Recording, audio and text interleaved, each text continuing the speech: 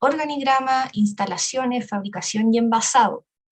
Más que nada, lo que vamos a poner atención en esta clase es entender en qué me tengo que fijar, qué cosas tengo que supervisar como jefe de producción, como director técnico, como supervisor de línea, de envasado, etcétera. Y cómo en el fondo tenemos que coordinarnos con nuestros colegas, porque nuestro trabajo no es 100% autónomo, que estemos en una oficina, encerrados, en donde no nos relacionamos con las personas, sino todo lo contrario, tenemos que trabajar en equipo. Un repasito de lo que vimos la semana pasada. La semana pasada revisamos lo que era documentos para registro, conocimos lo que era el CLD, la apostilla, por qué era importante pedir estos documentos a un proveedor extranjero. Cuando se fabrica aquí en Chile no es necesario este documento CLD porque yo soy el fabricante nacional, pero cuando quiero importar cosméticos sí necesito un pool de documentos que debo solicitar a mis proveedores. También revisamos lo que eran las variedades en registros cosméticos, cómo yo hacía ese cruce con las fórmulas y trataba de maximizar los recursos, viendo en qué partes de la formulación coinciden para ir acomodando las variedades de los productos, siempre y cuando la fórmula cual y cuantitativa coincidiera en su totalidad, dejando fuera lo que eran colorantes y odorizantes y saborizantes, ¿cierto?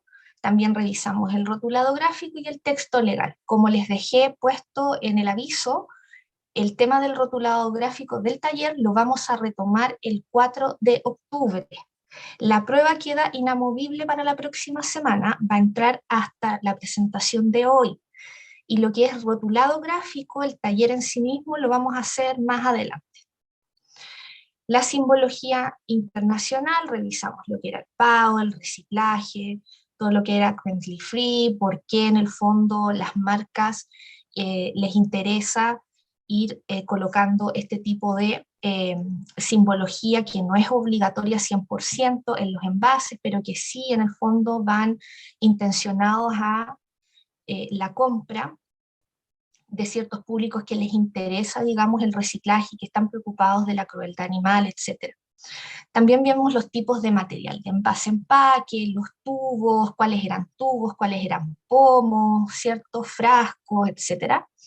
Los riesgos asociados al mercado, cuáles son los riesgos que vivimos insertos en este minuto, dado que el Decreto Supremo 239, que es la guía de este curso, es un poquito antiguo, es del 2002, y hay algunas cosas, como por ejemplo el comercio electrónico, que no está muy bien definido y la potestad que tiene el ISP ahí es un poco difícil de que ellos puedan hacer algo al respecto, si bien uno puede a través de la cosmetovigilancia y la RAC que tuvimos la semana pasada, poder denunciar ciertos productos que no cumplen con la normativa vigente, el poder de acción del ISP se basa justamente en eso, en que se hagan denuncias de cosmetovigilancia en caso del comercio electrónico, pero mayores atribuciones ahí lamentablemente aún no están descritas en la norma.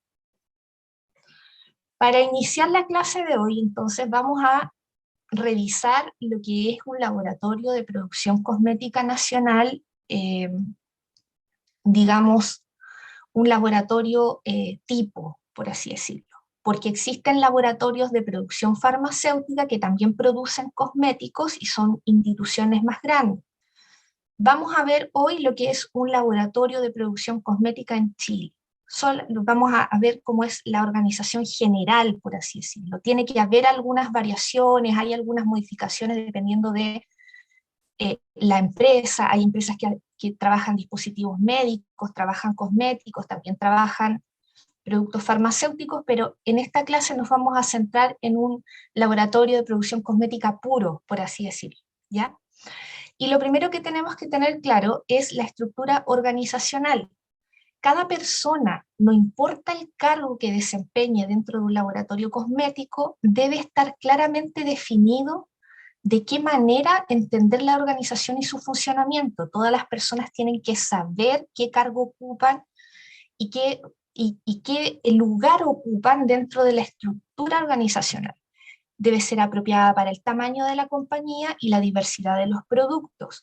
La empresa debe contar con un organigrama general y donde se estructure la jerarquía y saber a qué parte de la jerarquía pertenezco yo, quién es mi jefe. Eso debe estar totalmente claro, porque es muy importante saber con quién nos coordinamos en este laboratorio cosmético.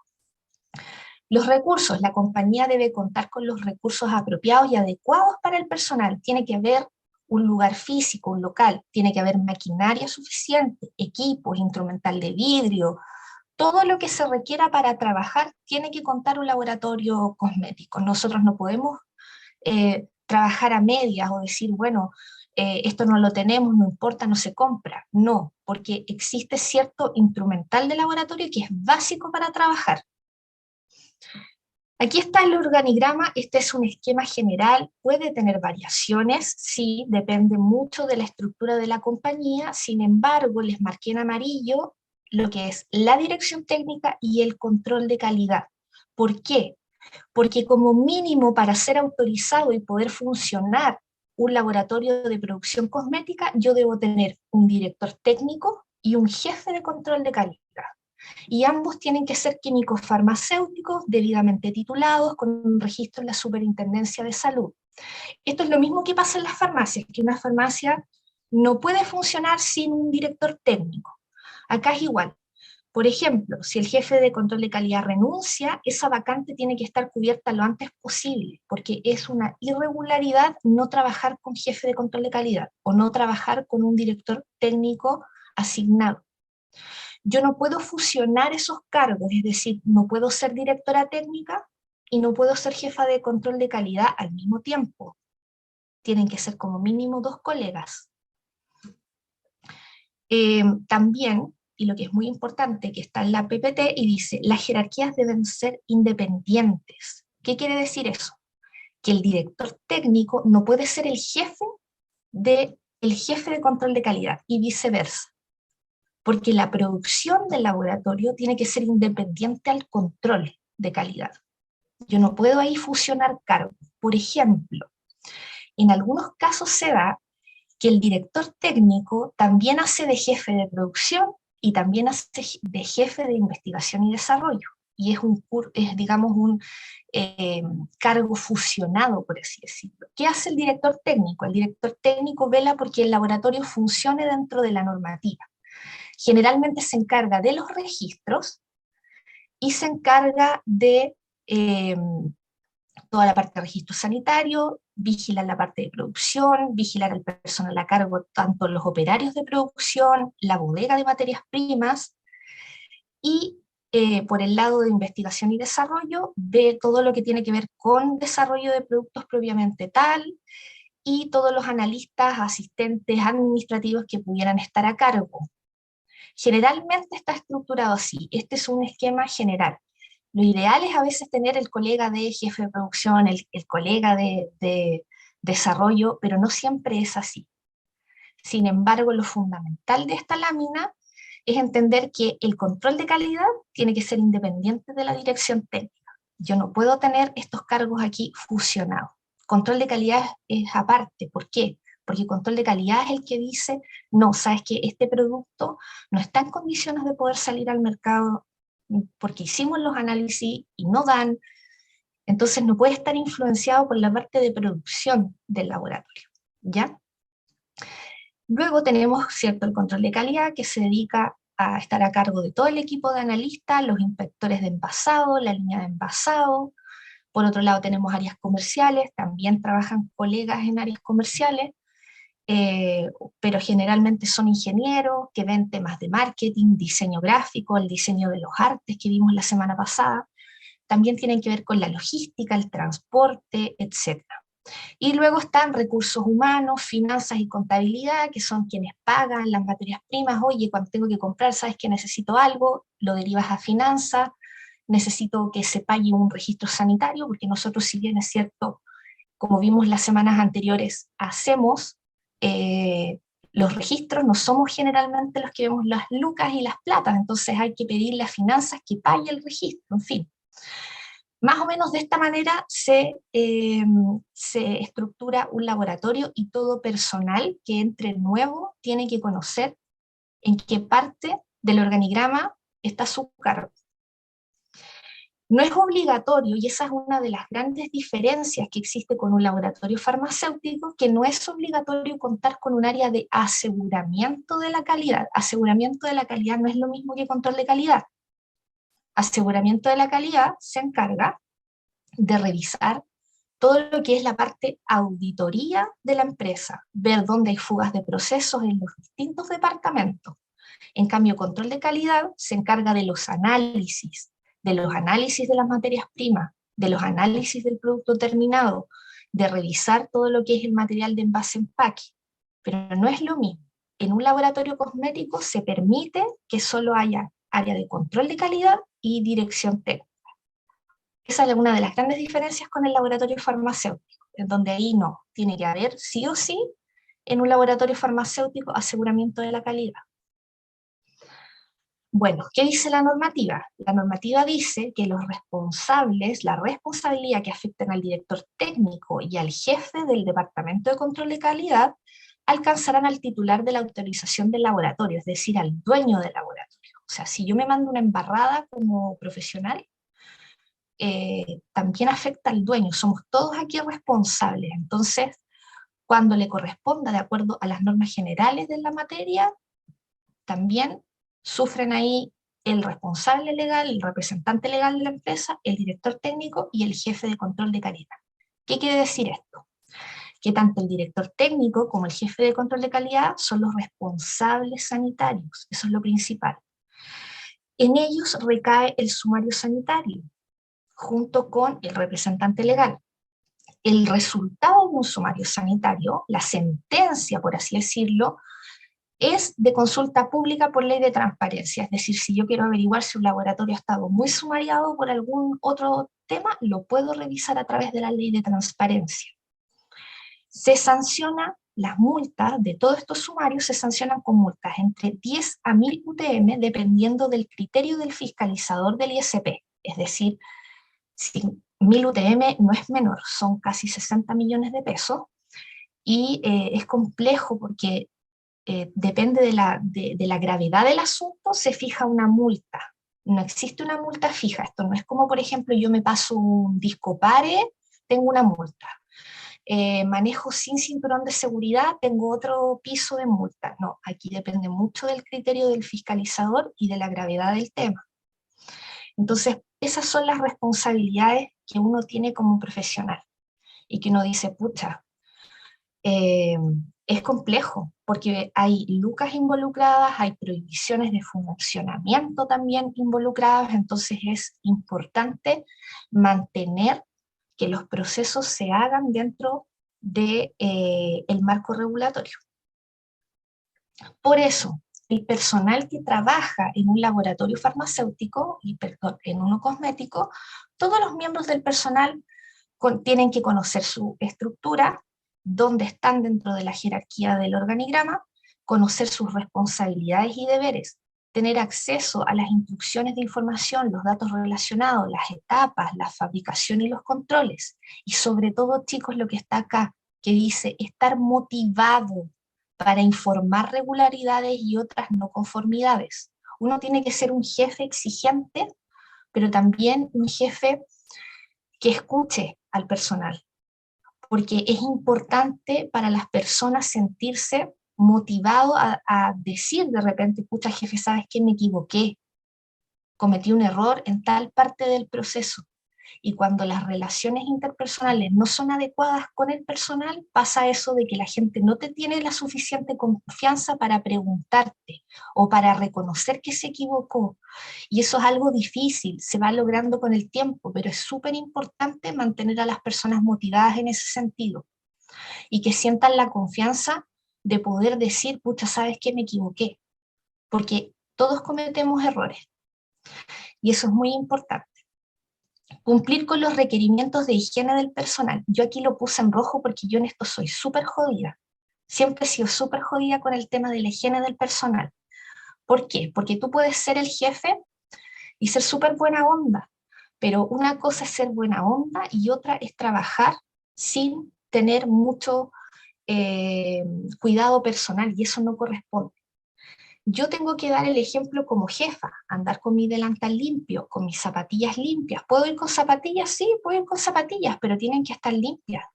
No puedo andar con la ropa, no se trata de andar con ropa de marca, pero tengo que andar con la ropa limpia, siempre bien, bien presentable para que los demás vean que el jefe se preocupa.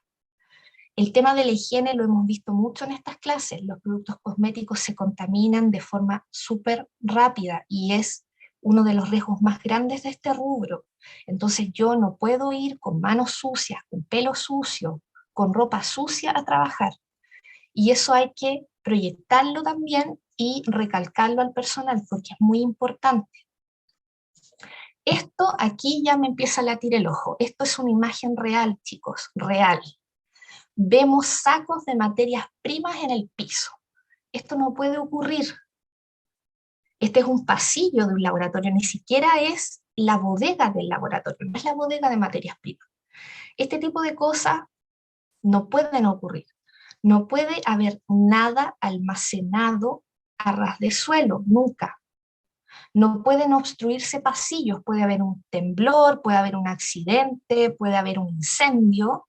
Yo no puedo tener los pasillos obstruidos con sacos de materias primas. Tampoco puedo tenerlos almacenados en cualquier parte. Se tienen que almacenar en el sector asignado como bodega correspondiente de materias primas. ¿Cómo se almacena la materia prima? La materia prima se almacena en rack, en escaparates. Y si no tengo escaparates, como mínimo yo tengo que poner un pallet abajo, porque tiene que haber una distancia del suelo de más o menos 10 a 15 centímetros por cualquier tipo de vectores que pudieran andar en el laboratorio.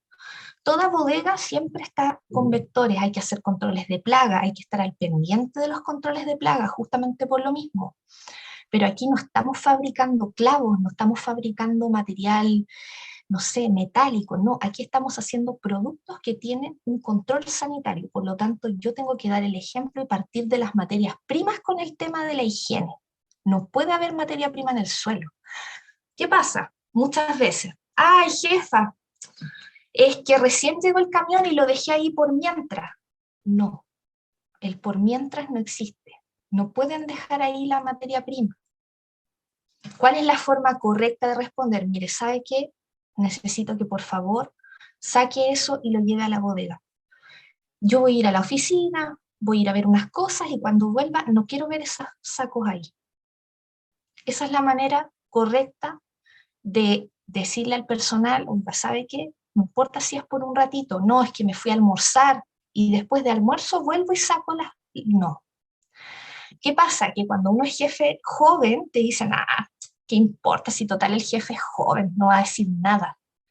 Lo dejo ahí, total, si el jefe no sabe. No.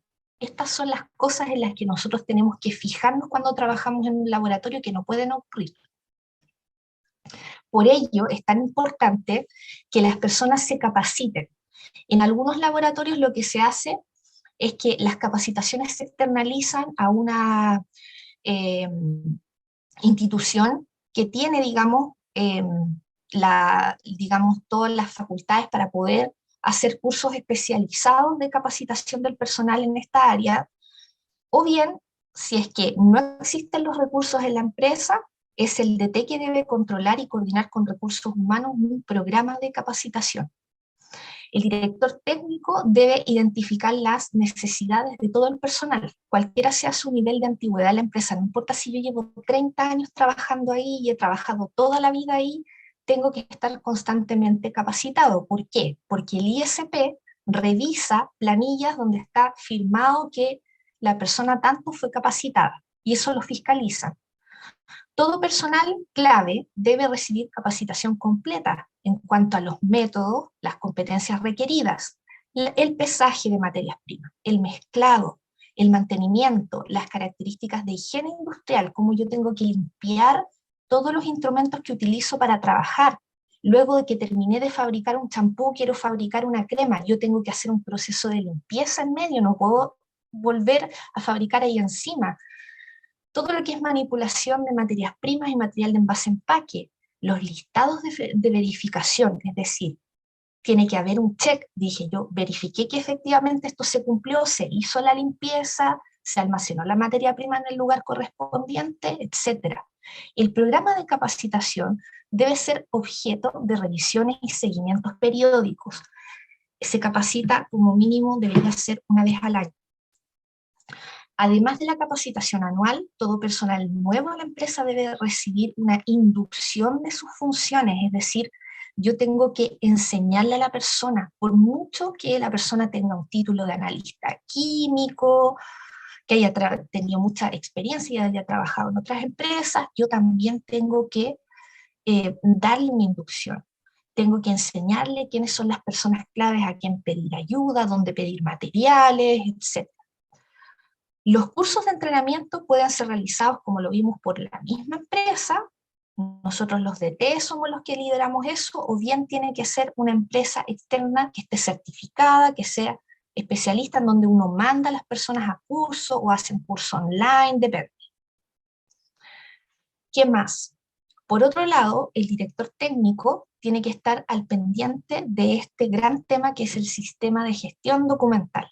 El sistema de gestión documental, chicos, lo lidera generalmente el director técnico y tiene relación con todos los procedimientos e instructivos que deben disponerse de manera accesible para todo el personal pertinente. Deben otorgar el detalle de las operaciones a ejecutar. ¿Cuál es la clave para escribir un buen procedimiento? Es escribir y ponerme a pensar y decir, a ver, yo me sé el procedimiento de memoria, pero tengo que escribirlo como si la persona que lo fuera a leer es una persona que recién entró a trabajar y no tiene idea de cómo es el proceso. O sea, yo tengo que ser súper detallista con los pasos a seguir. No puedo dar cosas por hecho, porque un procedimiento lo va a leer una persona que lleva 30 años en la profesión o lo va a leer una persona nuevita que recién está partiendo en su primer trabajo como analista químico, como operario, como asistente, no importa el cargo. Yo tengo que ser detallado a la hora de escribir un procedimiento. Entonces, todas las precauciones tomadas y las medidas que deben ser aplicadas en diferentes actividades tienen que estar puestas en ese procedimiento. Yo no puedo darlas por obvias, no las puedo dar por hecho. Los documentos deben ser diseñados, redactados, revisados y distribuidos cuidadosamente. Estos deben ser aprobados, firmados y fechados por las personas apropiadas y autorizadas.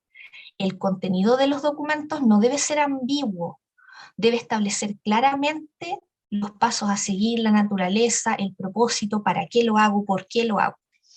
Estos deben conservarse en forma ordenada y segura. Yo no puedo, si hice una renovación de un procedimiento, tengo que timbrar mis otros procedimientos como que están obsoletos y retirarlos. Si alguien tiene copia impresa de ese procedimiento, tengo que retirarlo para dejar la copia nueva, para que no se produzcan errores de un procedimiento antiguo con una versión antigua con una versión nueva del procedimiento. Estos deben conservarse en forma ordenada y segura. Los documentos deben revisarse periódicamente y mantenerse actualizados. Cuando el documento ha sido revisado, deben operar los mismos sistemas en uso inadvertido de documentos superpuestos. Es decir, yo no puedo tener disponible, circulando, dando vuelta, documentos antiguos y documentos nuevos que se puedan superponer y que en el fondo conlleven a errores. Deben mantenerse un inventario actualizado de estos documentos y todo esto lo administra el director técnico. El DT entonces controla la documentación de la empresa, realiza todo lo que es procedimientos operativos estándar. Abreviaturas de esto existe POS, se le llama POS, se le llama POES, se le llama SOP en inglés. Cualquiera que describa estos procesos, estos son como los mínimos procesos que deben estar escritos en un procedimiento. El muestreo de la materia prima, la revisión de materiales, los productos semi-elaborados, productos terminados, la fabricación, el envasado, empaque, el control de calidad, la limpieza y la sanitización de las áreas distintas, la gestión de insumos, la gestión de productos rechazados, la calibración de los equipos, cada cuánto voy a calibrar equipos, generalmente es una vez al año, el mantenimiento en general de distinto tipo de, no solamente de instrumental y maquinaria, sino que el mantenimiento de la infraestructura del laboratorio, las quejas y reclamos, las devoluciones, etc. El DT controla de que estén al día las planillas de fabricación, el registro general de fabricación, que es el libro de fabricación, las planillas de envasado y empacado, el programa de capacitación, que esté al día y que esté la firma de todas las personas que se capacitaron, los registros de auditorías internos o externos. Toda esta información, el ISP cuando llega a fiscalizar el laboratorio, la solicita. Y empiezan a revolver todo el laboratorio. A ver, muéstrame esto, muéstrame lo otro. Tiene su planilla aquí, tiene su planilla acá. Se fijan en todos esos temas y si uno no los tiene, empiezan a escribir en el acta así como falta, planilla actualizada de capacitación y todo eso va como sumando a los puntos negros que el ISP encuentra cuando fiscaliza. Por otro lado, el jefe de control de calidad también mantiene documentación que debe estar disponible para la dirección técnica y la dirección técnica en el fondo visa de que el jefe de control vaya igual un poco al día con estos documentos. ¿Qué tiene que estar en control de calidad? Sí o sí, disponible. Si yo llego nuevo a trabajar a control de calidad, ¿qué tengo que revisar que esté? Las metodologías analíticas, o sea, cómo yo, por ejemplo, mido pH, cómo uso el viscosímetro, en fin. Boletines y protocolos o certificados de análisis, el COA, que hemos hablado tanto, que no es la coenzimada. El COA es el certificado de análisis de cada producto terminado que yo realizo o bien de las materias primas. Y el COA, acuérdense que deriva de las especificaciones técnicas de materias primas y de las especificaciones técnicas al producto terminado. Tienen que estar los protocolos de validación analítica, tienen que estar las hojas de vida, las fichas técnicas de funcionamiento de los equipos. Todo lo que es ficha técnica de cómo funciona el viscosímetro, por ejemplo, tiene que estar. Cómo funciona el pHímetro, tiene que estar la ficha. ¿Por qué? Porque cuando yo lo quiero arreglar, llega un técnico, el técnico lo mira, de repente le mete mano, se equivocan, entonces no, uno al técnico le facilita la hoja de vida, le facilita las fichas técnicas para que lo lea, lo revise y luego le meta mano al equipo.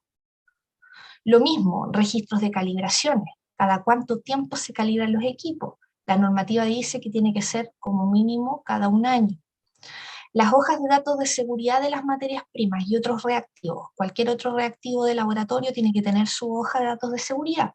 Cuando uno le compra materias primas a un proveedor, uno recibe la factura, recibe esos sacos que vimos en la foto anterior y recibe la hoja de datos de seguridad. Si no me manda una ficha, una hoja de datos de seguridad, yo tengo que reclamarle y tengo que decirle, oye, ¿sabes qué? Te faltó esto, ¿sabes qué? No te voy a recibir la materia prima si no me mandas la ficha, me la puedes mandar por correo, por favor, me falta la hoja de datos de seguridad. En todas estas cosas nosotros como profesionales nos tenemos que fijar. Ahora, las instalaciones de un laboratorio cosmético, ya sea un edificio, todo lo que es materiales de construcción, los conductos, las tuberías, todo esto está normado, chicos. Los edificios deben diseñarse y construirse y adaptarse y equiparse y mantener en orden para satisfacer las condiciones dictadas por la actividad a las cuales están destinados. O sea, yo tengo que mantenerlo en buenas condiciones. Las condiciones no deben afectar directa o indirectamente la calidad de los productos. ¿Qué quiere decir esto? Yo no puedo tener espacios con humedad, por ejemplo, goteras, no puedo tener olores a desagüe. Cuando esas cosas se detectan en un laboratorio, el químico farmacéutico es el que tiene que hablar con el dueño, reportarlo y decir, oye, sabes que aquí hay una filtración, acá hay un tema de humedad, y hay que empujar esos temas y ser cargante con eso, porque así no se puede trabajar en una fiscalización. Llega el ISP, te ve una mancha de humedad, un mal olor, de ese tipo de cosas, y simplemente eso ya sumario, o sea, por eso es tan importante y además que puede afectar la calidad de los productos. Tanto los materiales de construcción como las áreas de trabajo deben ser cuidadosamente seleccionados para minimizar el riesgo de los errores. Tiene que haber una limpieza efectiva, el mantenimiento tiene que estar al día, evitando acumulación de suciedad, polvo, condiciones de humedad, ventilación, todo eso tiene que estar, digamos, ok. Las tuberías, los conductos de desagüe tienen que estar bien instalados de manera que no haya goteos, condensación, humedad y todo lo que dice, por ejemplo, desagües deben mantener limpios e impedir su retrofisofinosaje. Siempre me confundo con esa palabra, pero en el fondo eso significa de que yo no puedo tener un desagüe que me devuelva el agua servida a mi instalación. Yo tengo que tener las descargas de aguas servidas correctamente, los baños, etcétera. O sea, esto tiene que mantenerse en condiciones óptimas. Y uno dice, oye, pero es como lo mínimo. Sí, es lo mínimo, pero a veces hay lugares en donde tienen una gotera que no la han arreglado en un montón de tiempo y uno tiene que insistir y estar ahí, porque esto atrae vectores, atrae ratones, genera suciedad, es súper complicado. Entonces, esto hay que estar ahí cargante como químico farmacéutico, decir, oye, sabes que en mi área tengo una gotera, necesito que la arregle. Se debe considerar el diseño de las tuberías, los conductos de desagüe, en relación a que no deben ubicarse tampoco tuberías cerca de, por ejemplo, áreas de fabricación y almacenamiento, porque puede haber humedad que afecta a las materias primas. Las tuberías no pueden estar expuestas y tampoco puede estar paredes en contacto con superficies de apoyo que en el fondo pudieran contaminar lo que yo estoy trabajando. Por lo tanto, es súper importante poner ojo en esas cosas. También en lo que es maquinarias, equipos e instrumentos. Yo no puedo tener, por ejemplo, en un laboratorio cosmético el viscosímetro malo y que tenga yo un solo viscosímetro. Esta es una imagen de un viscosímetro, es un aparatito. Hay de distintos tipos, chicos. Este es digital, es mucho más fácil de usar, pero hay otros que son manuales. ¿En qué consiste un viscosímetro? Es una maquinita que tiene una aguja en donde uno coloca el producto, es decir, por ejemplo, una muestra de un champú y una crema, y uno lo que hace es medirle la viscosidad al producto. Y eso está determinado por la especificación técnica. La especificación técnica dice que, por ejemplo, una crema tiene que estar entre 10.000 y 15.000 centipoints, que es la unidad de medida de la viscosidad, y tiene que cumplir con ello, porque si no quiere decir que el producto o me quedó muy denso o está demasiado aguado, por ejemplo, para un champú, y esta maquinita es la que me determina si estoy dentro del rango de lo que, en el fondo, se declaró en el ISP en el registro, porque en el registro tenemos que ingresar todas estas características con las que nosotros hacemos control de calidad, y estas máquinas no pueden, digamos, fallar, porque si yo no tengo viscosímetro, ¿cómo sé si mi preparación está dentro de la norma? Si está ok. No puedo completar mi certificado de análisis, mi COA, porque tengo una máquina en pana, que es, en este caso, el viscosímetro. Esas cosas no pueden ocurrir, entonces cuando se echa a perder, yo tengo que reportarlo de inmediato para que venga un técnico y lo arregle. O bien tener un segundo viscosímetro, que en muchas empresas lo tienen, entonces si uno se me quedó en pana, utilizo el otro hasta que lo arregle. Pero no me puedo quedar sin el instrumento y los equipos necesarios para poder trabajar. Por lo tanto, es tan importante mantener el orden, la limpieza, prevenir la presencia de insectos, la acumulación de polvo, que no esté sucio, minimizar el riesgo de agua estancada, todo lo que es goteras, tuberías, y proveer de la iluminación adecuada, ya sea artificial o natural, sistemas de iluminación protegidos y baños cerca de las zonas de trabajo que no estén conectados directamente a las zonas de producción, para evitar, ¿cierto?, esta contaminación. Los pisos y superficies, lo mismo. Paredes, ventanas, puertas y todo tiene que estar limpio, deben mantenerse en buenas condiciones. El exterior debe evitarse, sobre todo que existan algún lugar en donde yo pueda fomentar a que se proliferen las plagas, o sea, todo lo que sea hoyos, fisuras en el exterior, tengo que mantenerlo al día. Los equipos y materiales mal almacenados también, o sea, yo no puedo tener equipos en el patio, en el galpón del laboratorio dispuestos a todo el polvo y después lo saco y lo entro, lo uso, después lo dejo tirado ahí. No, No puede haber acumulación de residuos, formación de maleza, drenajes insuficientes, iluminación inadecuada, y en el interior de las instalaciones, los pisos, las paredes, el cielo tienen que estar impecables. Los pisos tienen que ser impermeables, homogéneos, un continuo. Muchos laboratorios antiguos todavía tienen como esas baldosas en algunas partes, eso no debería ser. Paredes homogéneas, uniones piso-pared de fácil limpieza, todo debe ser impecable, sobre todo en nuestros procesos de producción cosmética, porque, como hemos dicho, muchas veces los productos cosméticos tienden mucho a contaminarse. En cuanto a la fabricación, deben adoptarse todas las medidas que aseguren la aplicación del cumplimiento de los procedimientos. ¿Por qué?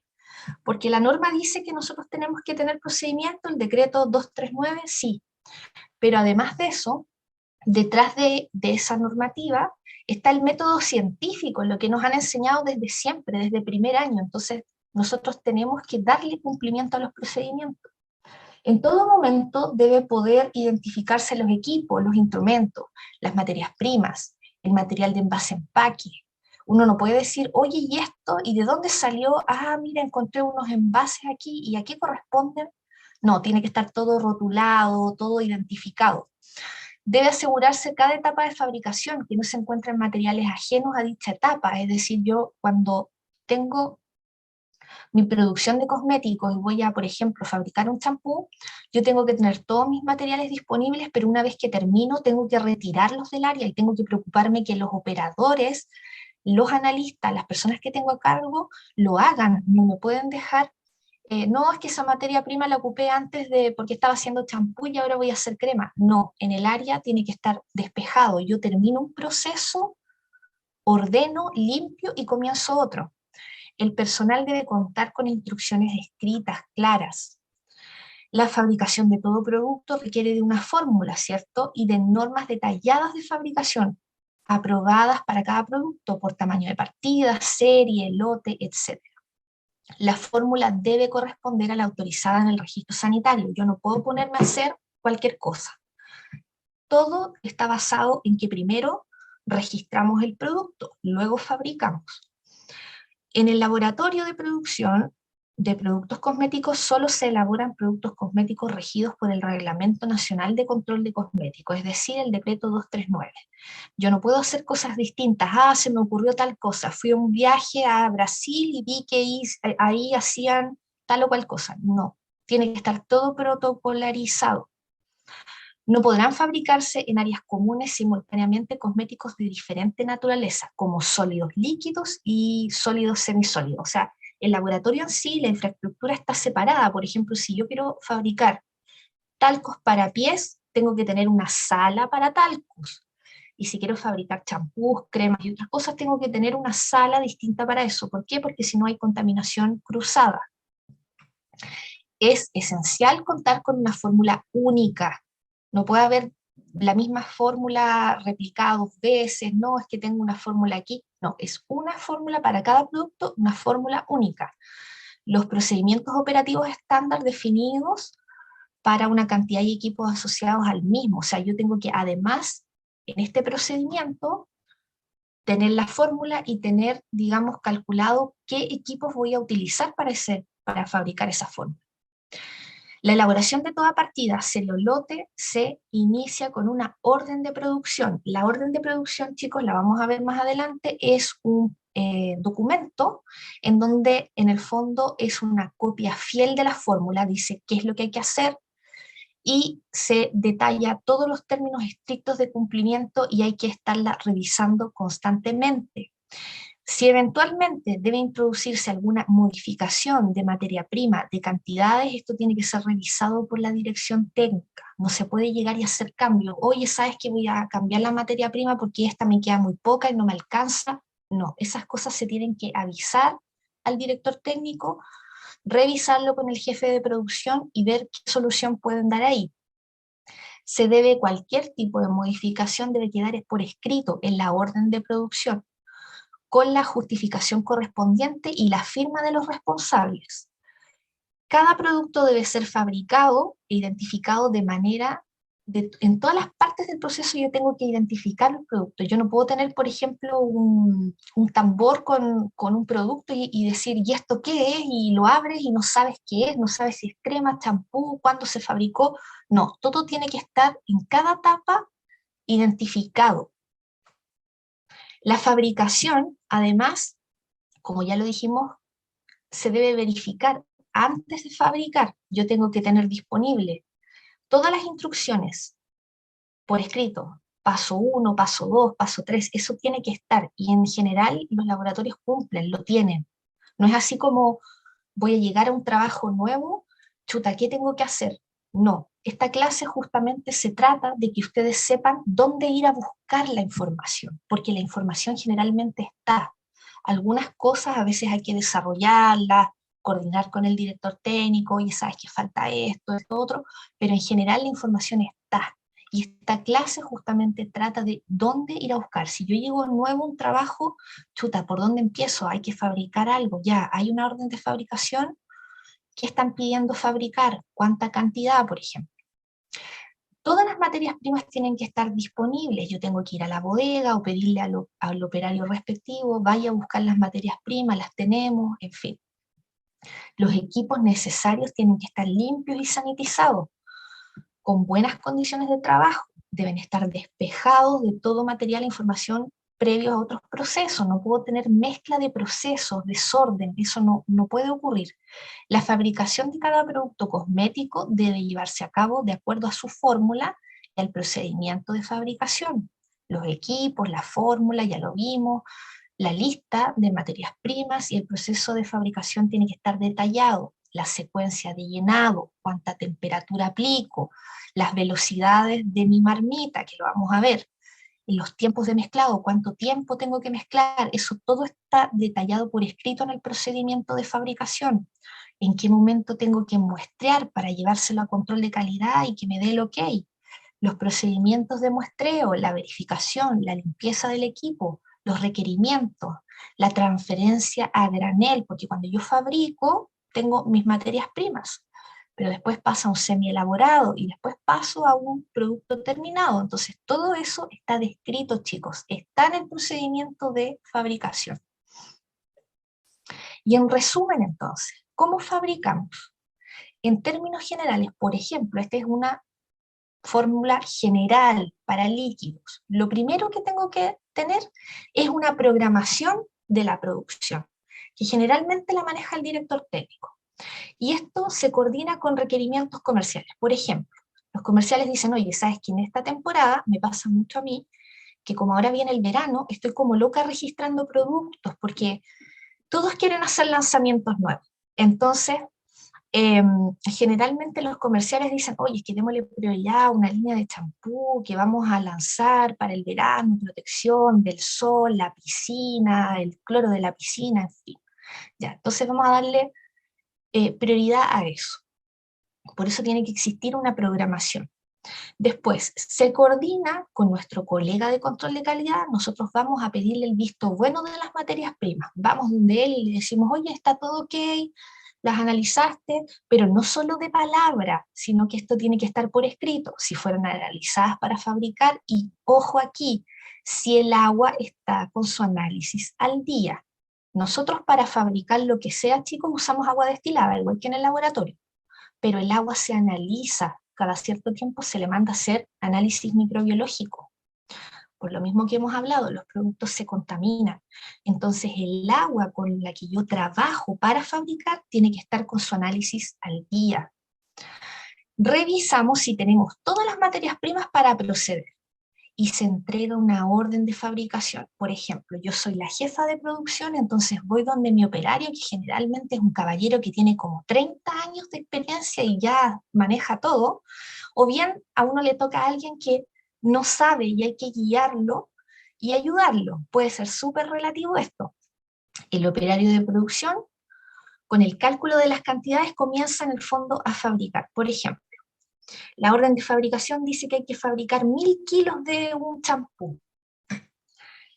y uno les da las cantidades listas que van en esa orden de fabricación y se las entrega. Y busca las materias primas, chequeamos que esté el ok de control de calidad para esas materias primas y él comienza a verter toda esta materia prima dentro de nuestra marmita, que es el dibujo que está al lado, la foto de nuestra marmita, que es en el fondo una olla en donde nosotros preparamos todo lo que es crema, champú y productos líquidos.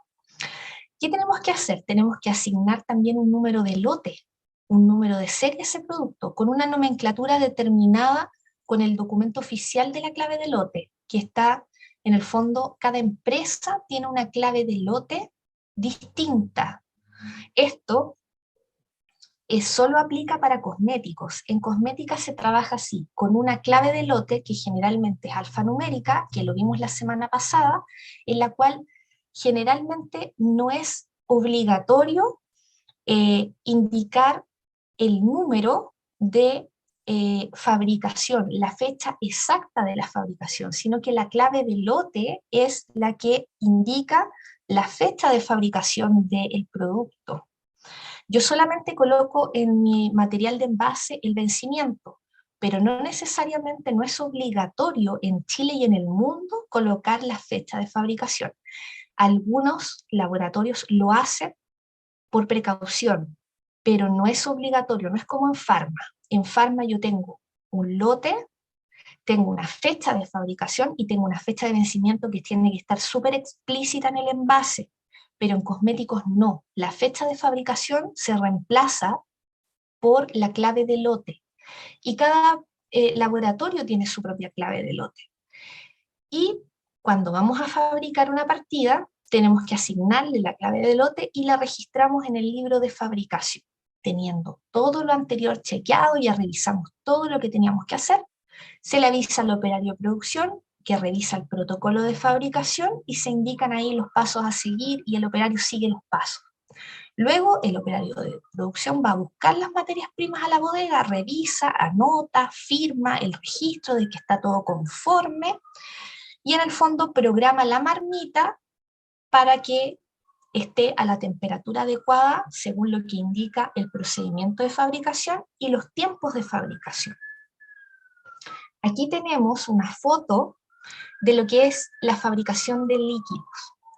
Al medio de la fotografía ustedes ven que está la marmita. La marmita es una olla metálica industrial que hay de distintos tamaños, chicos, y aquí arriba, por esta escalerita, sube el operario con las materias primas que están acá, digamos a la izquierda de la foto. Se ven que ahí los bidones con materias primas líquidas están sobre un pallet, no están apoyadas en el suelo, están sobre un pallet como corresponden.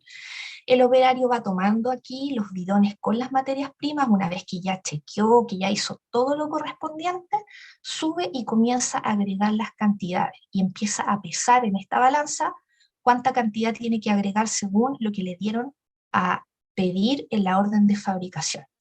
Y después le aplica calor, lo que indique el procedimiento según el producto y cuánto tiempo de preparación se programa, digamos, esta fabricación. Por ejemplo, a veces, no sé, puede ser toda una mañana, toda una tarde, depende del producto, depende mucho de la marmita. Yo trabajé con una marmita que era súper antigua, en la que uno la prendía como igual como prende la estufa, la cocina en su casa, o sea, era como con la llama ahí al aire, pero hay otras que son electrónicas, que vienen con un tablero en donde uno programa y son más modernas.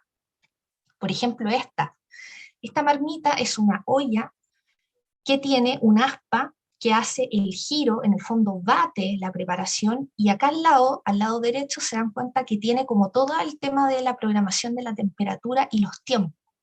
Es un recipiente de la familia de una olla metálica, parece una olla metálica común y corriente. Tiene una tapa hermética que va ajustada y que se emplea para la fabricación de cosméticos y también en alimentos. Y cuenta con un aspa que permite en el fondo ir viendo que la mezcla se vaya agitando de forma constante. En términos generales, para los polvos, porque los polvos es otra historia, la sala de polvos donde se fabrican talcos, polvos compactos, sombras de ojos, etc., ese es en otro sector. Ahí lo que se hace es similar a lo anterior, pero se trabaja en una sala cerrada de polvos, que ojalá fuese hermética y tuviera una esclusa para poder cambiarse de un lugar a otro, en donde el personal se tiene que vestir de una forma adecuada, luego se tienen que cambiar de ropa, se tienen que duchar, etc. Y a la vez, en vez de usar una marmita, se utilizan mezcladores. Aquí tenemos mezcladores cónicos o tenemos el típico mezclador de pantalón, que me imagino que ya lo vieron en tecnología farmacéutica cuando veían todo lo que era fabricación de comprimidos. Generalmente para talco se utiliza pantalón, pero también puede ser cónico o bicónico. Depende de la tecnología que tenga el laboratorio. Y básicamente es el mismo principio. El operario sube por una escalera y agrega la materia prima, verifica, chequea que esté todo ok, y comienza, digamos, ahí la programación. Tiene un tablero en donde uno programa cuántas revoluciones por minuto va a girar este mezclador, etcétera. Eso todo está pauteado, está escrito en el procedimiento. Aquí no cabe lugar, chicos, a improvisaciones. Yo no puedo decir, no hagámoslo así nomás, que no importa, no me leo el procedimiento, me da lo mismo. No, yo tengo que leer el procedimiento y seguirlo al pie de la letra y educar a mi personal para que también tomen conciencia de la importancia de seguir las instrucciones, porque aquí no se puede improvisar. Aquí tenemos una planilla de orden de fabricación. La planilla de orden de fabricación, por ejemplo, en este caso es de un talco para pies, pero tiene una observación. ¿Cuál será la observación? Hay un producto en la columna de la izquierda que no tiene su código de análisis, dice número de análisis, y hay uno que está en blanco, y abajo hay una observación. Dice producto cloroxilenol no ha sido analizado por control de calidad. No ha llegado el producto con factura y certificado de análisis respectivo. Es decir, cuando se compró la materia prima para poder fabricar este talco, hubo uno que no me llegó con la documentación adecuada. Entonces yo le puse esa observación abajo y dije, el producto no se puede fabricar porque el producto no ha sido analizado. No tiene su certificado, su COA al día, porque el producto llegó tarde. Entonces, cuando el jefe de producción quería hacer en una fecha X, por ejemplo, hoy día 6 de septiembre, quería fabricar este talco, esa materia prima no estaba disponible y no estaba analizada. Entonces, ¿qué tiene que hacer el jefe de producción? Tiene que esperar un poco y pucha, ahí empiezan como los temas. Oye, es que estoy atrasado, es que esto tengo que hacerlo, sí, pero uno ¿qué hace? Hay que catetear al proveedor de esa materia prima, decirle, oye, por favor, mándame la materia prima luego, porque tengo que analizarla y estoy atrasada con la producción. Y esas son las cosas que nosotros hacemos en nuestra pega diaria, chicos. Aquí se verificó en el fondo que el talco estuviera bien, que el dióxido de titanio estuviera bien, que el óxido de zinc, el kaolín coloidal, el estearato de zinc, el ácido bórico, y todos tienen su análisis. Pero me falta uno. Entonces yo no lo puedo aprobar si soy jefa de control de calidad, le tengo que poner una observación y yo no lo puedo aprobar para esa fecha. El colega quería fabricar 400 kilos y las cantidades solicitadas que ustedes ven hacia el lado, chicos, esto en el fondo es una planilla Excel en donde las cantidades ya están calculadas. Entonces aquí por eso ustedes ven grandes cantidades, 16, 8, 20, 2, 400. Y el rendimiento, en el fondo el rendimiento, la cantidad solicitada son 400.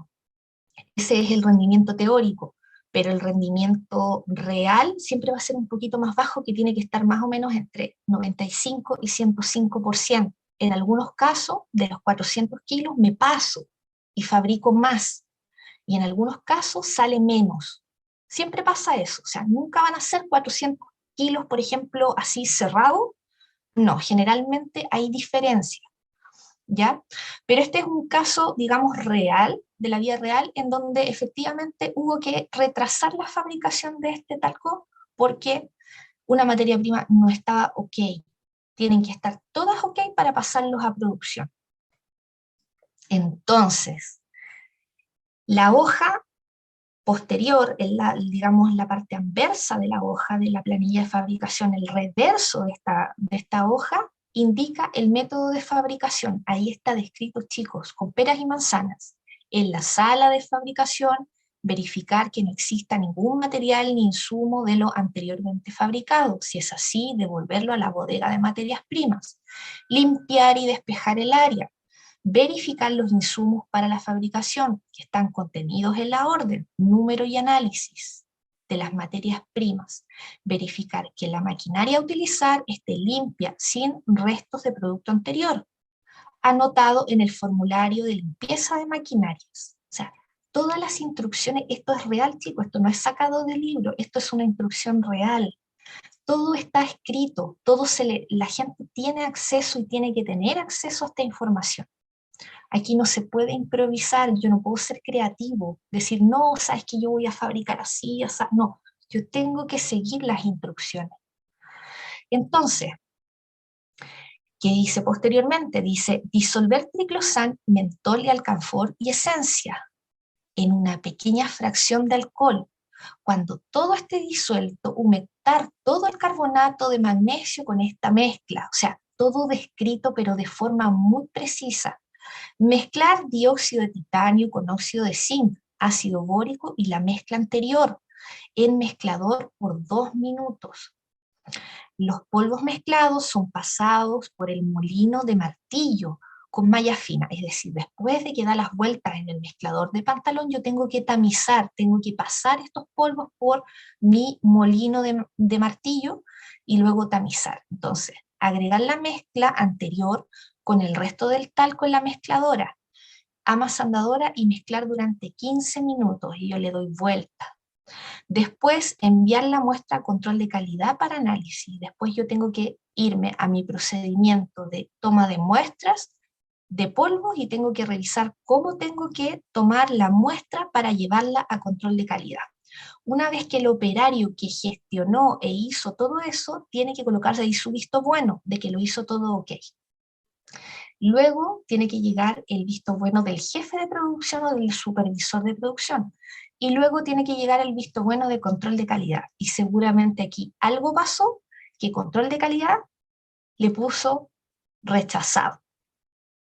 Y en otros casos, por supuesto, va a tener el aprobado. Las cantidades, chicos, están en la diapo anterior. Aquí están las cantidades.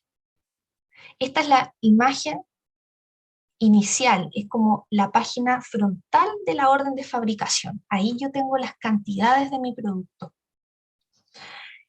Entonces ahí dice cuánto es lo que tengo que colocar. ¿Ya? Y la hoja siguiente, digamos el reverso de la hoja de fabricación, es la que en el fondo me dice cómo tengo que hacerlo. Y cuáles son los métodos, el método de fabricación y cómo yo tengo que verter esa cantidad dentro de mi mezclador, o bien tamizarlo antes, o luego que lo saco, lo puedo volver a tamizar, depende del proceso, depende del producto, pero todo está descrito, chicos. Eso es lo más importante. Y cuando no esté algo descrito, saber identificarlo. Oye, sabes que esta parte del proceso le falta algo, como que aquí le falta un paso. Esos son los detalles que nosotros tenemos que ir como revisando, si son así, si se cumplen. Por eso hay que estar como en la supervisión constante. Las planillas de fabricación. El procedimiento general de fabricación, me salté una. Las planillas de fabricación. El proceso de producción de cada partida o serie o lote deberá quedar consignado en una planilla de fabricación. La planilla de fabricación será un documento numerado que debe incluir a lo menos los siguientes datos. ¿Qué tipo de producto es? La cantidad a fabricar, el número de partidas, serie, lote, la fecha de inicio y término de la fabricación, la fórmula, que fue lo que vimos ahí en la orden del producto, ¿ya? Deberá corresponder proporcionalmente a la fórmula autorizada. Yo no me puedo poner a ser creativo, lo vuelvo a recalcar, porque no es el área fabricación, el área de producción no es el área para ponerme creativo. Yo puedo ser un poco creativo en desarrollo, que lo vamos a ver la próxima semana. Pero cuando es fabricación y ya tenemos una fórmula establecida, yo no me puedo poner a improvisar. Las materias primas que se utilizan en la fabricación del producto tienen que estar ahí una por una, no me puede faltar ninguna. El número de boletines de análisis, que fue ese numerito que vimos escrito a mano, chicos, en la lámina anterior, que guarda relación con el número de análisis que es correlativo interno de la empresa, en donde se coloca, sabes que el óxido de zinc se analizó con número tanto, 217/17, no sé, pero hay que hacer siempre referencia a que el análisis de cada materia prima esté ok. El rendimiento teórico, lo vimos, 400 kilos, 1000 kilos, 2000 kilos de un producto, ya, pero coloco el rendimiento teórico, cuánto es lo que yo quiero fabricar, pero después tengo que pesar, una vez que yo terminé de hacer mi proceso, tengo que pesarlo y tengo que ver si realmente saqué los 400 kilos o saqué menos. Ahora, el rango, como decía ahí, es entre 95% y 105%. Si yo estoy sacando menos o estoy sacando más, algo está pasando con mi proceso y tengo que revisarlo. ¿Será que quizás la máquina no está funcionando bien? ¿Será que hay que hacerle mantención? Ahí hay que investigar y ese es nuestro trabajo. Ese es nuestro trabajo, empezar a investigar, decir, oye, ¿sabes que estoy sacando menos? No sé por qué. ¿Será que estoy pesando mal? ¿Será que mi balanza de materias primas está con problemas y no estamos pesando bien? ¿O será que mi mezclador, por ejemplo, está con problemas? Esa es nuestra pega. Procedimientos de fabricación, los datos obtenidos del equipo, si hubo algún problema en medio de la fabricación, si una máquina se detuvo intempestivamente, tengo que anotarlo en mi planilla de la orden de fabricación, en esta planilla. El boletín de análisis del producto a granel, lo mismo que este numerito que colocamos del análisis, y todo antecedente, problemas, detalles, todo tiene que estar ahí registrado. Y el nombre y firma de la persona responsable que ejecutó tal o cual proceso. El procedimiento de fabricación debe señalar por lo menos las instrucciones detalladas con precaución. De que, por ejemplo, si es una sustancia peligrosa, inflamable, lo que vamos a trabajar, tiene que estar puesta ahí la precaución que tiene que tener el personal. Tiene que estar todo, la fabricación, el registro, la supervisión, las fases de la producción, todo descrito, porque en el fondo si yo llego nuevo a trabajar, ¿cómo me entero cómo es el proceso de esta empresa? Por los procedimientos. Los procedimientos son los que me dicen cómo yo tengo que trabajar. La individualización de todas las pruebas, los análisis, todo lo que sea necesario para la inspección de la calidad durante las fases de fabricación, la indicación de las personas que ejecutaron las pruebas y los análisis. Yo no puedo hacer un análisis de control de calidad y no firmarlo, no decir qué analista lo hizo. Tengo que todo consignarlo con firma. Cuando yo fabrico a granel, que es lo que estamos viendo, el sitio de producción, todas las materias primas para la preparación deben ser identificadas y tiene que haber un registro de fabricación, un libro, que es como el libro de recetas que tenemos en la farmacia, donde nosotros pasamos las recetas, los controlados en la farmacia, acá igual existe un libro. Y en ese libro, chicos, se describe la fecha de planificación, el nombre del producto, el número de la serie o lote que fabriqué ese día. Por ejemplo, hoy día voy a hacer crema, ya, hoy le puse y le asigné tal o cual número de lote, tengo que consignarlo en el libro. La fecha de inicio y la fecha de término del proceso, el número del boletín de análisis del producto y de las materias primas, el nombre y la firma del director técnico y del jefe de control de calidad. Entonces, yo parto desde las materias primas, obtengo un semi-elaborado y después obtengo un producto terminado. Y todo esto tiene que estar consignado en el procedimiento y después cuando yo lo termino, tengo que consignarlo también en mi libro de fabricación. ¿Cómo es el libro de fabricación? Lo vamos a ver. Una vez elaborado el proceso dentro de esta marmita, por ejemplo, si estamos hablando de líquidos, se obtiene un producto semi-elaborado, un granel. Y ese granel se pasa a este tipo de contenedores que son como los clásicos, en donde guardamos el semi-elaborado. Es un contenedor que debe etiquetarse, aquí no está etiquetado, pero debe etiquetarse. Yo no puedo abrir, levantar la tapa de esto y decir, oye, ¿qué hay aquí? No tengo idea. No. Tiene que estar etiquetado con el tipo de producto, el lote, la fecha en que se fabricó y su estatus. ¿Qué es el estatus? Si está en cuarentena o está liberado.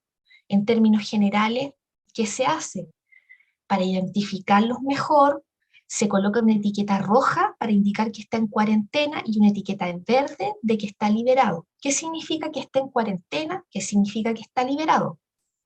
En cuarentena es cuando yo dejo mi producto ahí almacenado y tomo una muestra y lo mando a control de calidad. Entonces, control de calidad, ¿qué hace?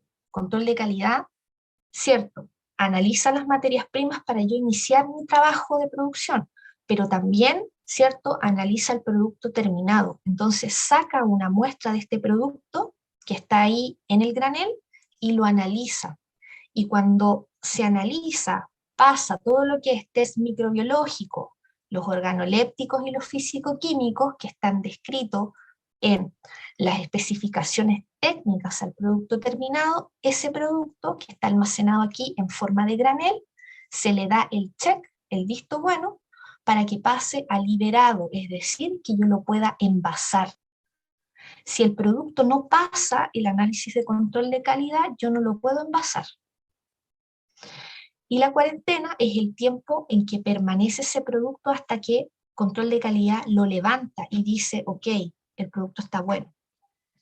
¿Qué hace control de calidad? Control de calidad toma una muestra, le ve la viscosidad al producto, le mide el pH, ve el aspecto, el olor, el color, dependiendo todo de lo que diga la especificación técnica del producto, y después lo manda a control microbiológico. Cuando el control microbiológico y todos los demás pasos estén aprobados, se libera. Entonces ahí la etiqueta roja va a cambiar a etiqueta verde y va a pasar a liberado. Y ahí recién se envasa el producto. El producto, una vez que se enfría en la marmita, se vacía a estos contenedores. Y ahí se mantiene hasta que control de calidad en el fondo lo muestre, como les decía, y cuando el análisis esté ok, se puede envasar. Este es el libro de fabricación. Lo ven que es como un libro muy común y corriente, que está foliado, ¿sí? Y que tiene en el fondo el registro de todo lo que se ha fabricado. Es muy similar al registro en las farmacias, en donde uno consigna todo lo que es receta de controlado. Pero acá obviamente los datos son distintos. Los procedimientos deben ser aceptables de acuerdo a los cambios del requerimiento de la fabricación. En caso que haya alguna modificación, deben ser chequeados siempre y revisados y encontrarse disponibles. Este procedimiento de fabricación es fundamental para contar con un libro físico que es foliado, es timbrado este libro por el ISP, y es similar, como les decía, a un libro de controlados de la farmacia.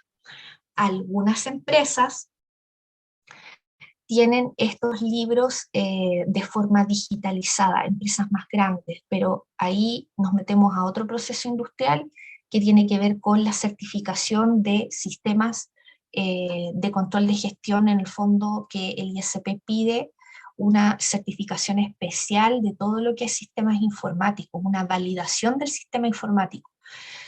Eso ya es para laboratorios más grandes, generalmente lo que es laboratorio farmacéutico y que además fabrican cosméticos tienen esta otra tecnología, pero en términos generales lo tradicional es trabajar un libro manual y que en el fondo consigna todo lo anterior que vimos, el lote, la fecha, cuándo se fabricó, qué se fabricó, si tiene el visto bueno de control de calidad, etc. Aquí pasamos a lo que es las claves de lote. Vemos, por ejemplo, en la foto que la clave de lote es distinta en muchas empresas. Por ejemplo, este dice lote PAC BAAGU03. ¿Qué significa eso? No lo sabemos directamente. Cada empresa tiene su significado, su clave de lote disponible. Por eso es que uno dice, pero ¿cómo en cosmética se trabaja así y en el mundo farma no se trabaja así? Lamentablemente esa respuesta yo no la tengo porque también la pregunté en mi propio posgrado de dermocosmética y la respuesta fue que es una convención internacional que desde el COUSING en la Unión Europea se trabaja de esta forma y se permite no colocar la fecha explícita de fabricación del producto. Y aquí en Chile se hace exactamente igual. Toda partida, serie o lote de un producto se identificará mediante una clave de lote que permita individualizar tanto la producción, porque se tiene que saber qué fue lo que se hizo tanto en el proceso de producción, almacenamiento, distribución y comercialización.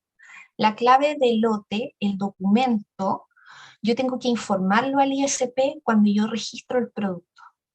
O sea, me van a pedir siempre el ISP que yo tenga disponible una clave de lote. ¿Qué me pasó a mí con un proveedor extranjero hace muy poco, que es de Suecia? Me respondió un correo, estábamos registrando un producto y me dice, ¿sabes qué? Es que yo no tengo una clave de lote universal para todos mis productos. Es decir, tú me mandas el número de lote y yo te digo cuándo vence. Y yo quedé así como, ¿qué?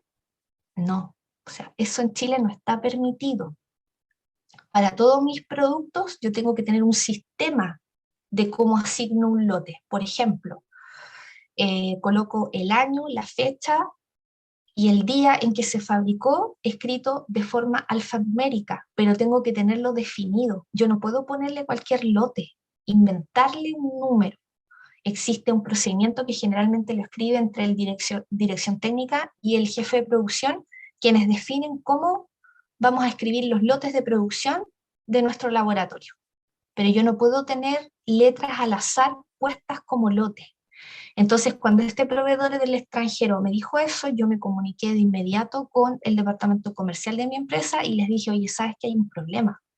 El proveedor no tiene una clave de lote universal, única para sus productos, sino que coloca como cualquier lote. Lamentablemente, no se puede registrar porque no está acorde a la normativa chilena, a lo que se exige en Chile. Las claves de lote utilizadas para individualizar las partidas deben reproducirse en las etiquetas. Lo sabemos, la etiqueta tiene que tener el lote del producto cosmético. No es necesario reproducir en la etiqueta o rótulo la fecha de elaboración. No sabemos por qué. Sí es obligatorio indicar el lote, en la clave de lote, y la fecha de vencimiento como está en la foto. Pero lamentablemente la respuesta a por qué universalmente se llegó al acuerdo de no consignar la fecha de fabricación de forma explícita, esa respuesta no la tengo. En Pharma es distinto. En Pharma yo tengo que tener lote, fecha de elaboración y fabricación y fecha de vencimiento explícita en el envase sí o sí. ¿Dudas, preguntas hasta ahora? ¿Comentarios?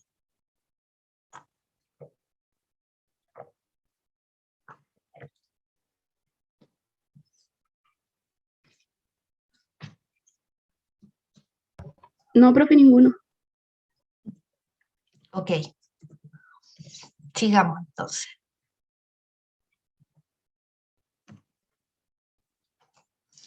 Un ejemplo de clave de lote y de sublotes, porque también existen sublotes. Como ya dijimos, son alfanuméricos y se tienen que consignar siempre en la etiqueta. Pero si un producto cosmético de la misma partida es terminado en etapas discontinuas, ¿qué puede pasar? Puede pasar de que nosotros iniciamos hoy en la mañana la fabricación de champú, pero no lo terminamos dentro del día y queda para el día siguiente.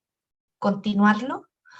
Ahí lo que hay que hacer es designar sublotes de la fabricación del producto y deben individualizarse agregando la clave del lote original. Eso tiene que estar todo, digamos, determinado. En mi sistema de clave de lote yo tengo que decir, mira, sabes que los lotes se van a asignar de esta forma y los sublotes, en caso de que hayan sublotes, se van a asignar de esta otra manera. Por ejemplo, esto es un ejemplo, chicos, cada empresa tiene distintas formas de asignar el lote. Por ejemplo, encontramos el lote y sublote 19A31-01. ¿Qué significa eso? Significa que los dos primeros números, por ejemplo, son el año de fabricación. La letra significa, la letra A en este caso, va a ser el primer mes del año, A. A va a ser enero, entonces B larga va a ser febrero, C va a ser marzo, y así sucesivamente. Los dos signos siguientes del día de elaboración, por ejemplo, los dos números siguientes va a ser 31, porque se elaboró entonces el 31 de enero del 2019.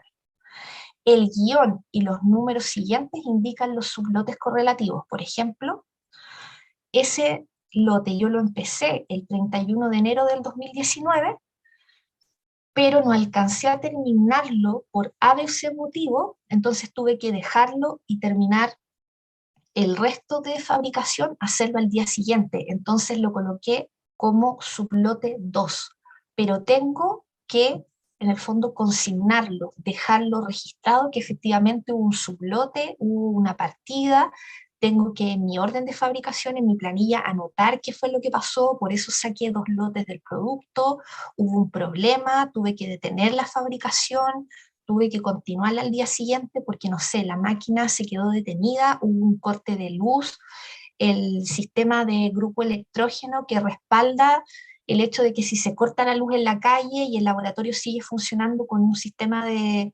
respaldo, ese sistema no se activó. Pueden pasar esas cosas, son como incendios que hay que apagar en el momento, entonces ahí no pude seguir fabricando porque se me cortó la luz en el laboratorio, entonces tengo que dejarlo consignado como un sublote, porque no pude, por el motivo que sea, no pude terminar ese día. Entonces, nos vamos ahora a la trazabilidad, porque esto es súper importante, consignar los lotes y seguirle los pasos a qué pasó con ese producto. Es esencial, registrar la información del proceso, siempre, chicos. Para bien o para mal, si hubo una falla, si ocurrió cualquier cosa, siempre tiene que estar consignado. ¿Por qué? Porque ese es nuestro respaldo como profesionales de que nosotros alertamos que ocurrió algo. Si nosotros no lo hacemos, no dejamos ahí registrado que hubo algún problema, después cuando hay auditorías nos dicen, pero ¿y usted por qué no lo hizo? ¿Usted por qué lo omitió? Y ahí empiezan a recaer las responsabilidades. Entonces es súper importante siempre registrar todo. El envase empaque de cada serie tiene que estar registrado, tiene que tener un lote, se tiene que asegurar la trazabilidad de la partida, la serie, el lote, el sublote. Eficientemente también tiene que llevarse las investigaciones en caso de incidentes relativos a la calidad, que no es más que auditorías en el fondo. Entonces hay que auditar si hubo algún problema, algún incidente con un producto contaminado, etc. En cada etapa de fabricación debe generarse las operaciones necesarias, el seguimiento, generarse los registros, debe incluir al menos la información siguiente, o sea, tiene que estar registrado las mediciones, los controles de la fabricación, del envase empaque también, los resultados de los equipos de los procesos, se me echó a perder, tiene un ruido raro, se enciende una lucecita extraña que no se debería encender, cualquier tipo de cosa que se alerte al respecto. Las notas, las observaciones realizadas por el personal de fabricación, siempre tomar en cuenta la opinión de los demás, de las personas que llevan más años que uno en producción, porque ellos igual tienen mucho instinto de decir, oiga, ¿sabe qué? Yo creo que la máquina está como media fallando, le escucho un ruido raro, ¿sabe qué? Como que patina, no está girando bien el aspa, siempre tomar en cuenta la opinión de los demás para revisar. Debe existir trazabilidad de la partida, serie, lote, sistema de coordinación entre los documentos de las distintas operaciones y las áreas. Tiene que haber también, de forma constante, mantenerse fácilmente accesible todo lo observado, tiene que estar toda la información disponible y tiene que haber coordinación con las áreas. Por eso es tan importante llevarse bien con el coleguita que es de control de calidad, con el jefe de producción, con las personas que están en la línea de envasado, porque al final esto es muy de trabajo en equipo, no trabajamos de forma aislada, todo se tiene que coordinar muy bien. Pasamos ahora a lo que es envase-empaque. El envase-empaque, toda la operación de envasado y de empacado, al establecerse también un proceso de envase-empaque, tiene que haber un procedimiento que en el fondo, en ese procedimiento de envasado y de empacado, tiene que haber especial atención en todo lo que es minimizar riesgos de contaminación cruzada, confusiones, sustituciones de envase-empaque, si realmente lo que se compró es lo que se pidió, es un envase de 50 gramos o no es un envase de 50 gramos, sabes que hace menos cantidad. Mil cosas, aquí pueden pasar muchas cosas y eso es lo que hay que vigilar. Si existe la posibilidad de contaminación cruzada, por ejemplo, polvos hacia crema, eso no puede ocurrir. Yo tengo que tener mis envases separados, no puedo tenerlos juntos por lo mismo, porque, disculpen, es que me están justo hablando de la pega. Ya, ahora sí, perdón. Al establecer un proceso, yo tengo que tener todo muy separado, es decir, si yo voy a hacer maquillaje, yo no puedo contaminar todo lo que es envase de lápices labiales con los envases que van a polvos, a talco, a sombras de ojos, todo tiene que estar separado y tiene que estar limpio. Previo a cualquier operación de envase-empaque, tiene que estar todo identificado, los insumos, tiene que estar todo a conformidad. Debe realizarse una verificación de limpieza siempre. Y todas las instrucciones referentes a las operaciones de envase-empaque deben estar disponibles para el personal siempre. Si ellos tienen una duda, tienen que facilitarle siempre dónde está el procedimiento, que ellos lo puedan revisar solos, que pudiera estar impreso justamente en cada sector, en la línea de envasado, como vemos ahí en la foto, debería haber una carpeta que esté a disposición en donde diga ahí cuál es el procedimiento de envase-empaque, etc. Deben tomarse precauciones para evitar cualquier riesgo de presencia y contacto con componentes de envase-empaque, por ejemplo, evitar la mezcla de componentes, o sea, yo no tengo que mezclar envase-empaque, ni tampoco producto. Si yo voy a envasar un producto y tengo la misma única línea de envasado, yo tengo que limpiar el área para después envasar otra, porque si no, empiezo con la contaminación cruzada. Los recipientes deben verificar antes su uso a fin de tener la seguridad de que se encuentran en buen estado. Eso lo hace control de calidad y lo vamos a ver la próxima semana, que tiene relación con el muestreo de la norma 44, la norma chilena 44, donde control de calidad en el fondo, cuando llega aprobado un producto, lo chequea, lo revisa, sí o sí. Y se revisa de una cierta forma, no es como, no, reviso, sí, encontré que está bien, no, existen protocolos para eso. Los envases deben limpiarse, deben lavarse, deben soplarse en algunos casos, y tienen que, si se lavan, se tienen que escurrir bien, tiene que estar todo perfecto antes del llenado de producto. Los productos, al ser empacados, deben estar claramente etiquetados. Yo no puedo mezclar productos. Tiene que estar, tengo que asignarle un lote a mi material de envase-empaque también, un lote interno para poder identificar que ese producto pertenece a tal preparación, entonces no lo vayan a ocupar, no se vayan a confundir de ocupar otro material de envase que no corresponde, porque hay unos que por fuera se ven muy parecidos unos con otros, pero adentro del interior del contenido neto del producto es distinto, y eso pasa, entonces hay que tener esas precauciones. El proceso de envase-empaque en cada partida serie o lote deberá quedar consignado en un documento que se llama planilla de envase-empaque. Así como tenemos una planilla de fabricación, tenemos una planilla de envase-empaque. Y debe estar con un documento foliado, numerado, todo identificado, donde se individualiza el producto, el número de serie lote, la fecha de inicio, la fecha de término, el nombre, la cantidad de los insumos, y el número de boletín de análisis que yo le hice al material de envase-empaque en el proceso, que es lo que vamos a ver la otra semana en control de calidad. Y también tiene que estar todo, digamos, consignado lo que es el rendimiento teórico, cuánto en el fondo producto entró en mi material de envase-empaque, cuál fue mi peso neto. Eso también se tiene que anotar, lo tengo que registrar sí o sí. No puede quedar como, ya, bueno, fabriqué 1000 kilos y en realidad el rendimiento teórico del envasado fue 1200 porque lo estimé así. No, yo después tengo que hacer ese pesaje, hacer ese check y ver en el fondo cuánto logré de mi producto a granel envasar en unidades y en peso en mi producto final. Conciliar el granel, es decir, que lo proyectado a envasar coincida con la cantidad de granel liberado. Es decir, si yo liberé 1000 kilos, ¿envasé los 1000 kilos o envasé menos? Eso es la conciliación del granel, tengo que dejarlo registrado. De los materiales de envase, empaque, impresos, etiquetas también, ¿cuántas ocupé? ¿Cuántas etiquetas ocupé? Ocupé la cantidad que había dicho que iba a ocupar, o ocupé menos, se dañaron en el proceso, algunas se rompieron, depende si el etiquetado lo hago manual o lo hago con máquina, y sabes que la máquina se quedó pegada y me echó a perder un montón de etiquetas y quedaron como todas así recogidas en un puño y perdí 10 etiquetas, no sé. Todo eso se tiene que consignar en esta planilla de envase-empaque. En el fondo tengo que describir si hubo diferencias del proceso.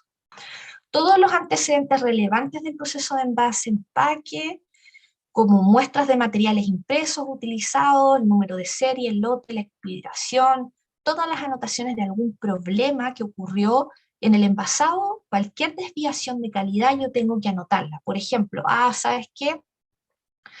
Hay un envase que está abollado y se le pasó a control de calidad, no sé, pero en medio salió uno de 2000 productos que está con una falla, ese lo tengo que dejar aparte. No lo puedo envasar, entonces tengo que dejar eso aparte y dejarlo consignado de que encontré una unidad con falla. O sea, en el fondo, chicos, anotar hasta los respiros del proceso de envase-empaque, como anotar hasta los respiros del proceso de fabricación. O sea, todo tengo que consignarlo. ¿Para qué? Para en el fondo ver dónde puedo hacer mejoras continuas de mi proceso y alertar si hay algún producto malo, porque por ejemplo a veces pasa que un proveedor es excelente en su material de envase, pero después de un tiempo te empieza a despachar cosas más o menos nomás, o hay fallas con el envase.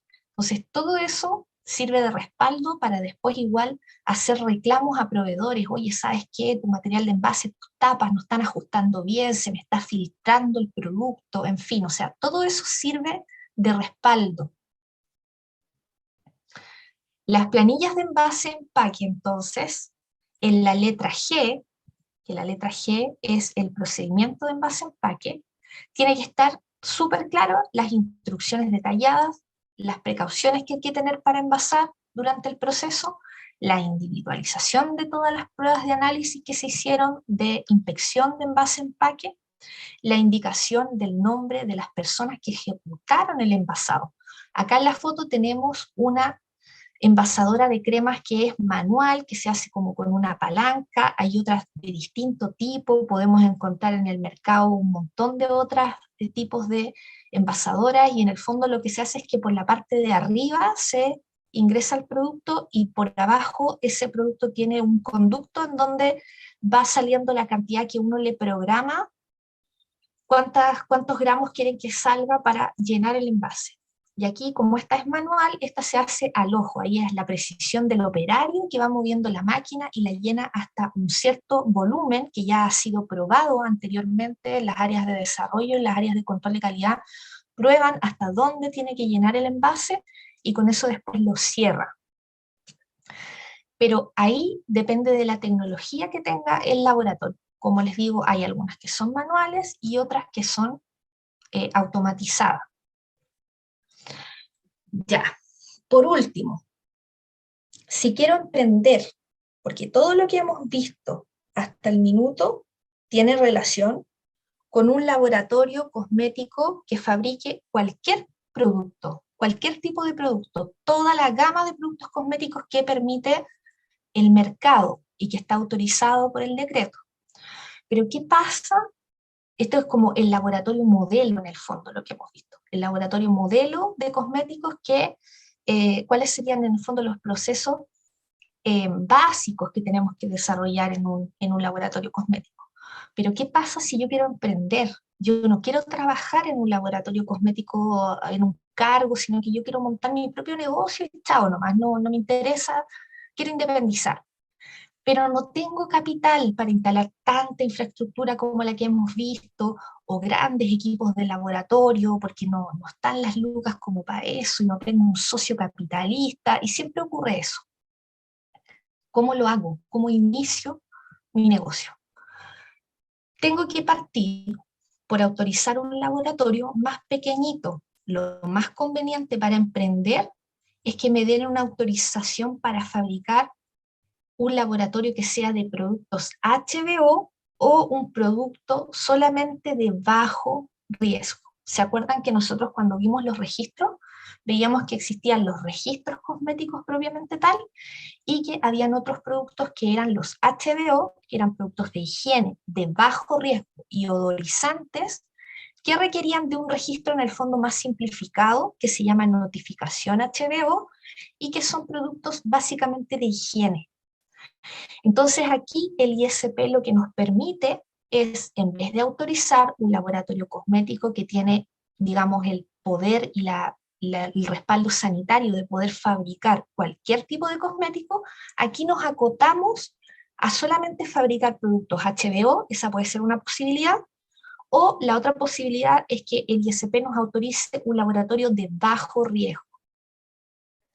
Y aquí tenemos estas grandes categorías en donde podemos fabricar. Para un HBO nos autoriza el ISP fabricar jabones líquidos, champú, bálsamos, acondicionadores dentríficos, enjuagatorios bucales, desodorantes, antiperspirantes, productos para rasurar barba y para después de rasurar, talcos, toallas de limpieza y desmaquillantes.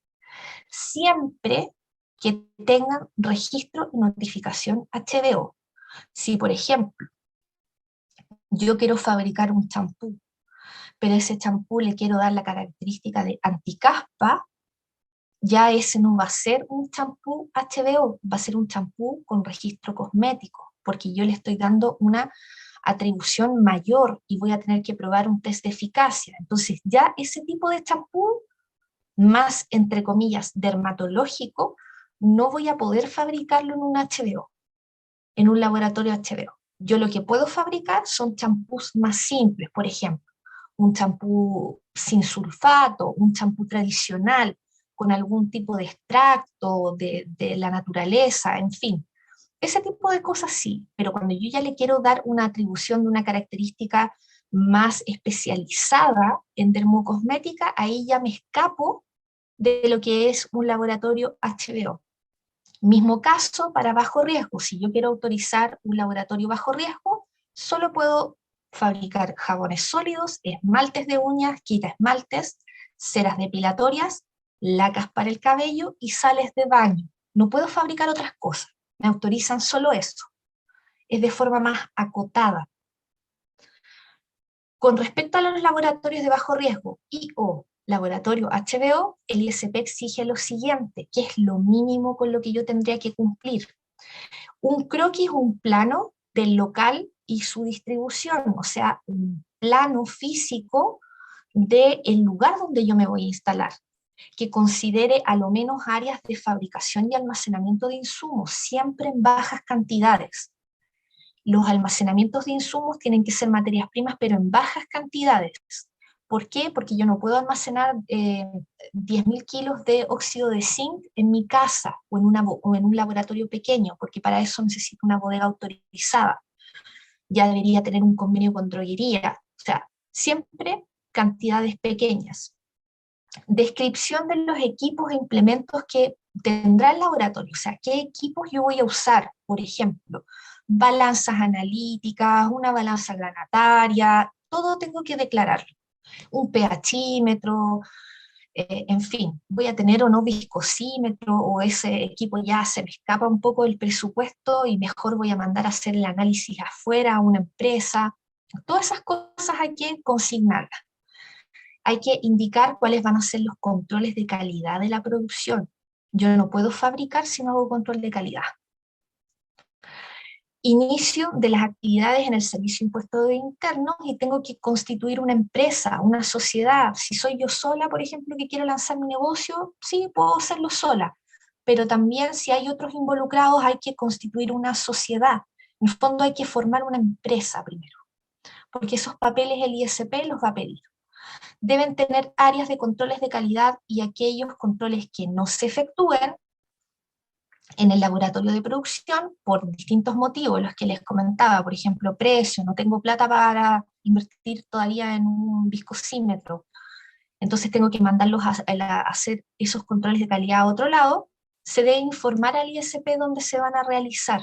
Es decir, hay que presentar un convenio de control de calidad con una empresa que sea un laboratorio autorizado por el ISP para hacer controles de calidad cosméticos. Es decir, ya, ok, yo voy a fabricar, pero yo no puedo hacer los controles de calidad en mi laboratorio porque es pequeño, porque no tengo todavía la cantidad suficiente de insumos, entonces yo lo que hago, firmo un convenio de control de calidad con un laboratorio autorizado, en donde ellos me van a analizar la materia prima y me analizan mi producto terminado. Es decir, le hacen todos los test de microbiológico, el típico organoléptico, o también eso lo puedo realizar yo, eso va a depender del convenio que se firme. Y los físico-químicos que están relacionados con la viscosidad, pucha, yo no tengo viscosímetro todavía, entonces lo mando a hacer a este laboratorio autorizado por el ISP. Y se debe gestionar en el portal GICONA la respectiva inscripción o notificación, ¿cierto?, de los productos HBO. Dijimos que los productos HBO se tienen que registrar y el registro de ellos se llama inscripción o notificación del producto HBO. Yo tengo que registrar mis productos.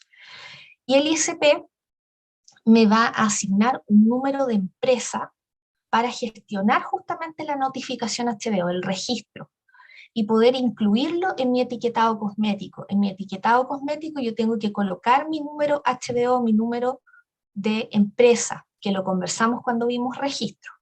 Entonces, ¿se puede iniciar una pyme al respecto? Sí, por supuesto que sí, pero hay que cumplir con estos requisitos.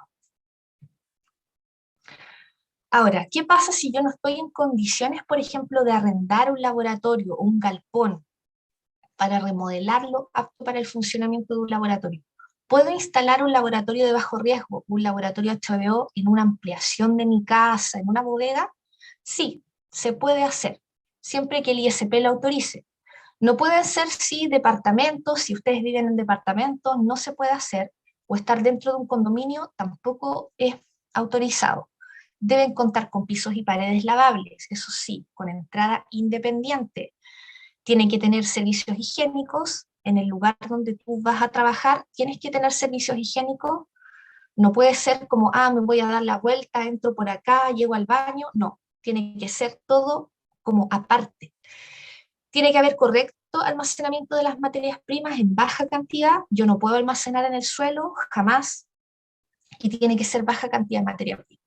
Los alcantarillados y luz eléctrica también tienen que estar en buenas condiciones, deben contar con un mínimo, como mínimo, chicos, con un asesor farmacéutico para los registros. Esto es como cuando una persona que no es farmacéutico quiere iniciar una pyme en este rubro, tiene que contratar los servicios de un químico farmacéutico, asesor de registros para registrar. En el caso de ustedes, si ustedes mismos quisieran hacer su negocio, lo pueden hacer y como ustedes son farmacéuticos, ustedes mismos gestionan su registro. Eh, pero si no, tiene que ser un asesor farmacéutico sí o sí, que siempre es un químico farmacéutico en el fondo que hace, digamos, estos trámites de registro de los productos. Posteriormente, si yo quiero ampliar, quiero remodelar, sabes que yo quiero obtener permiso, quiero ampliar mi negocio, me quiero cambiar de instalación, ya no puedo trabajar en mi casa, necesito arrendar un laboratorio, un galpón, adecuarlo, yo lo puedo hacer, pero tengo que pedir una autorización al ISP para que se amplíe las atribuciones y los permisos. Yo puedo decir, oye, ¿sabes qué? Mi empresa está creciendo, me ha ido bien, quiero que me autoricen como laboratorio cosmético para todo tipo de productos, lo puedo hacer, pero tengo que volver a pedir autorización. Y por último, chicos, para solicitar la autorización sanitaria de estos establecimientos que vimos, laboratorios pequeños, HBO y odorizantes, yo tengo que tramitarlo a través del ISP, existe ahí una prestación del ISP que cuesta 400.000 pesos, no es tan caro, hay que tener cierto capital obviamente para poder iniciar un negocio, pero en base a otro tipo de trámites del ISP, está en un precio, digamos, razonable, y están todas las bases en la página web del ISP para iniciar el negocio propio. O sea, nosotros también podemos, como farmacéuticos con mayor razón, iniciar nuestro emprendimiento, también se puede, ¿ya? Chicos, dudas, consultas, observaciones.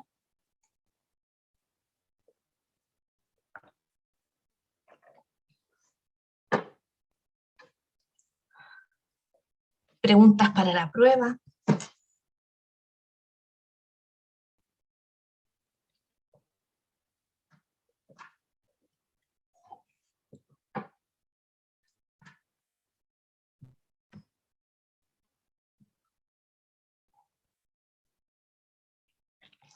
No, me preguntan aquí si yo necesito una resolución sanitaria para iniciarme en Gicona.